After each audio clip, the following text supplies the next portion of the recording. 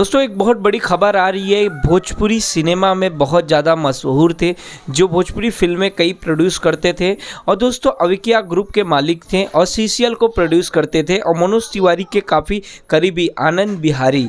दोस्तों आनंद बिहारी इस समय दोस्तों उनका लखनऊ में उनके आवास पर उन्हें हार्ट अटैक आया और उनकी दोस्तों मृत्यु हो गई है।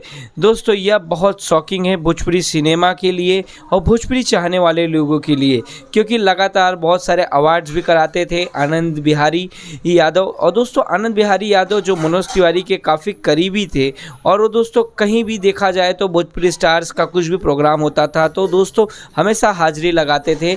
और दोस्तों बहुत सारी उनकी कंस्ट्रक्शन कंपनी है, वो एक व्यापारी हैं बड़े तौर पे।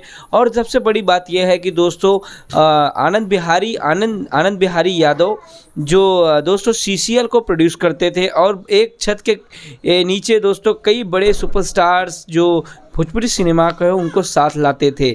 लेकिन दोस्तों यह बहुत बड़ी बात हो चुकी है दोस्तों, बहुत शॉकिंग है हमारे लिए और भोजपुरी फैंस के लिए। आनंद बिहारी यादव की दोस्तों इस समय उनकी मृत्यु हो गई है जो हार्ट अटैक से।